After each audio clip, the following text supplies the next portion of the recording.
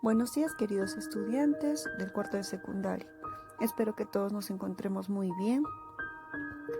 Bueno, antes de empezar la sesión del día de hoy, vamos a empezar con una pequeña oración. En el nombre del Padre, del Hijo, del Espíritu Santo. Amén.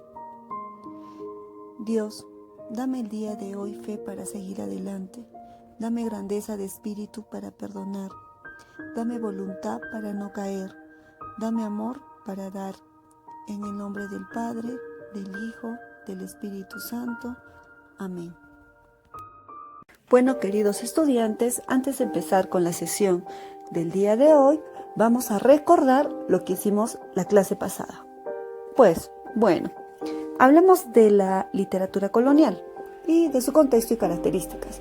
¿Qué era lo más importante que vimos?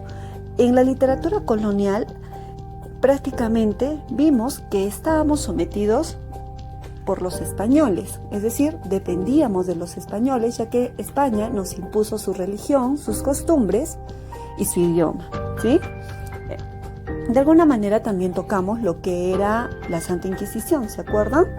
Bueno, pues todos estos acontecimientos hacían que nosotros, de alguna manera, siempre estemos dependiendo de los españoles y estemos a la disposición de lo que ellos hacían. Es más, recordemos también que hubo esclavitud por parte de los españoles hacia nosotros, ¿verdad? Ok, todo esto tiene que ver mucho porque en esta literatura que vamos a hablar el día de hoy, que es la literatura de la emancipación, vamos a ver todo lo contrario.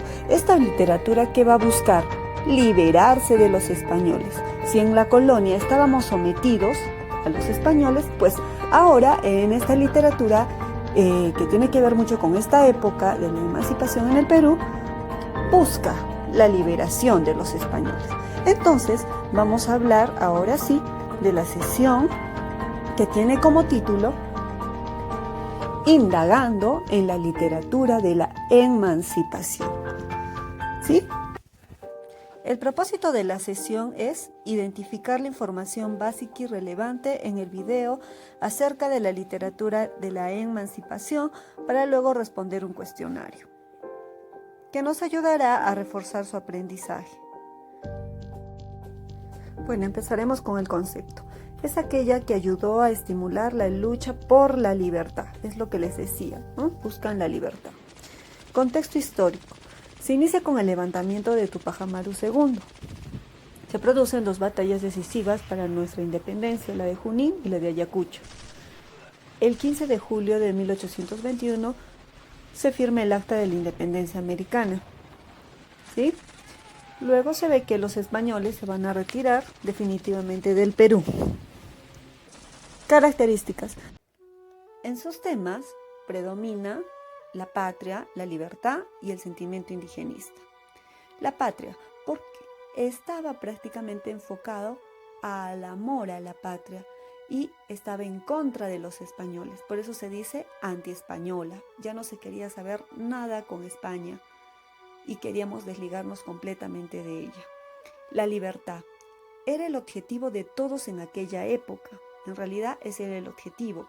Nadie quería saber más de los españoles, querían ser libres, el Perú quería ser libre y liberarse definitivamente de España, ¿sí?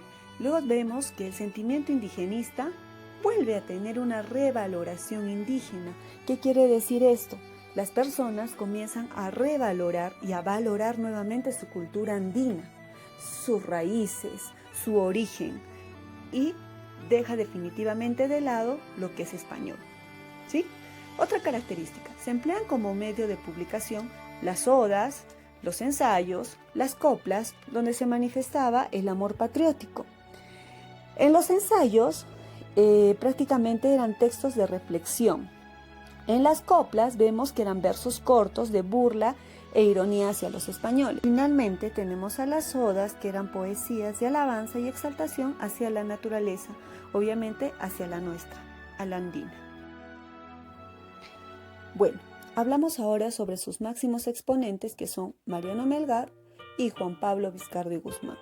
Bueno, Mariano Melgar, de alguna manera, fue un mártir que participó en la batalla de Humachiri atento a las expresiones culturales de nuestro pueblo, al que se le atribuye el yarabí prácticamente, en tanto que esta forma de expresión lírica, profundamente enraizada en nuestra idiosincrasia, expresa con un marcado tono melancólico el sentir dulce, tierno y triste con el que el hombre de nuestras serranías manifiesta sus sentimientos amorosos.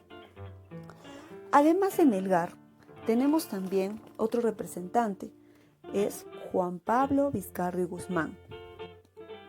También vamos a decir que es un escritor nacido también en Arequipa, en el distrito de Pampacolca, que fue un precursor de la independencia hispanoamericana, autor de la célebre Carta a los Españoles Americanos, donde incitaba a los hispanoamericanos a independizarse de la corona española.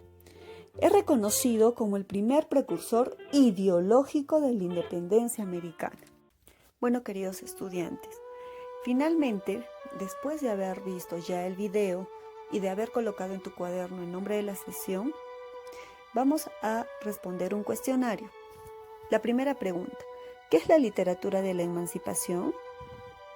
Segunda pregunta, elabora un cuadro comparativo acerca de la literatura de la emancipación y la de la colonia. Es decir, quiero que me diferencien ambas literaturas, ¿sí?